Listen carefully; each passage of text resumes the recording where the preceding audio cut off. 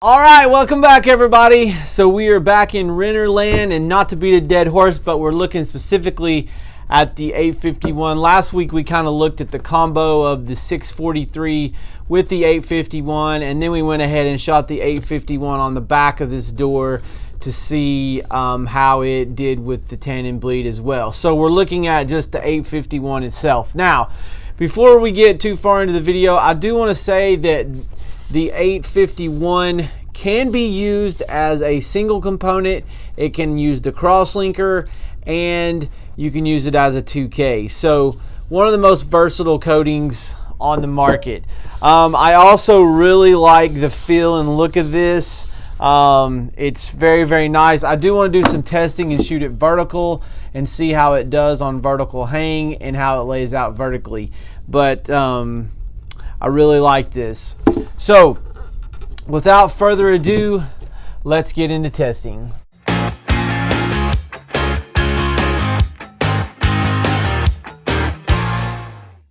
All right, so chemical resistance. Let's take a look at the denatured alcohol. And absolutely nothing going there. I'll let it flash off, but I can pretty much tell you that it's going to be golden. Look at the lacquer thinner.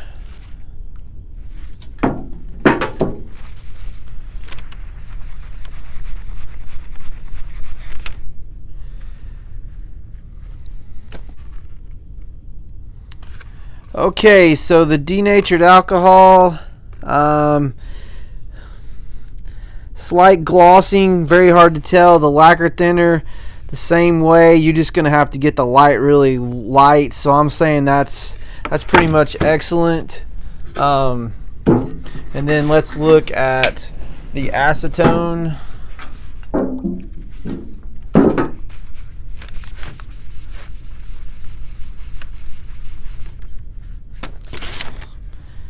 All right, nothing there. So on the denatured alcohol, again, we had slight glossing, marring, and the lacquer thinner was similar, but pretty much no factor there. So chemical resistance is really high, which is what we expect with the 2K. All right, we're going to look at the crosshatch adhesion here, which is good. We only got pull in the places where we cut it. And again, one thing I really like about Renner stuff is the flexibility of the coating. It's just very flexible, and you know, again, this was over a solvent-based conversion varnish, and it's stuck like glue on there. Let's go ahead and look at the mar resistance. Yeah, nothing going there. Pretty much the same denting the wood. And remember, this is self-sealed. There's no sealer underneath this, no shellac, anything like that. So you've got an incredibly hard finish for a refinish or a whitewood finish. Sorry. All right, so we got our hot water, which is at 179, 82 degrees. Hold on, 181 degrees. So we're gonna pour that on there. Put that on there, and then we'll do our glass of water. Put that on there. Oops, I don't want to go down. And then we'll come back and look at that tomorrow after it's set there and see what kind of damage it does, which we're probably really not going to see because it's on a white. These kind of tests kind of work better on white colors. Now, a couple guys have asked me about red wine and coffee, and what I'm going to do with that is I'm kind of, you know, after I test all these coatings, I'm going to take like my top 3 that I think stand out amongst the testing, and then we're just going to have a free-for-all with those products. So just hang loose. I will get to that, but it's hard to do all of these things in the short time that, you know, I put these videos out. So I will keep you guys in the loop on that stuff as it transpires. All right, we're back after 24 hours of the heat and all, and we're gonna see what we have here. Let me get a paper towel, wipe this off.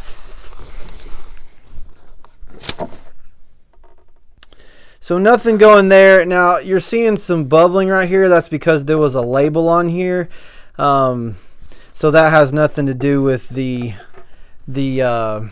resistance of it. I should have really scratched this off before I did this. So, but water doesn't look like it's leaving any ring marks or anything like that. So we're good on water. Now here's where the heat is. Let's take a little water and dab that off and see if it left any staining or anything. All right, so looking at this, I mean, I can see a very vague outline with the heat right in here. But that's really, really good. So I'm going to say that the heat resistance is excellent on this as well. 180 degrees is probably a little bit excessive heat. But, you know, I've heard of people dropping, you know, boiling water on their cabinets and things like that. And obviously you should recommend people using hot plates and things on tabletops, etc. But people like to abuse things. So it's nice to kind of take things to the limit and see where they stand. So I'm calling it excellent on both of these, and let me wrap this up and give you my final thoughts. All right, so what's my final thoughts? Well, I like this a lot. I'm definitely going to be using this on some upcoming work, and I like the fact that you can use it as a 1K cross-linked or as a 2K product. I also think this is a really great coating for refinishes, especially if you have something that was already painted or a lighter stain color. With the tannin blocking, it seems to be the case that you know, you're going to have to let it dry overnight before you come back and hit it the second day if you're going to stay strictly water-based. But that's still good news, and I think as things move forward, you know, they're going to get better and better with this technology, and it's going to improve to the point where we're going to have a legitimate stain blocking water-based primer. As far as the chemical resistance, I think this one kind of edges out the Malacy on the pigmented by itself. I don't really think adding a clear to this would do anything but maybe add some depth to it, but I don't think it's going to really improve the coating that much. So I like that aspect of this. So anyway, I hope you liked the video. Make sure you like and subscribe. You can catch me on Instagram at Eric Reason, Facebook at Eric Reason, and also I am on TikTok at Eric Reason. So remember, test, don't guess. We'll catch you next week.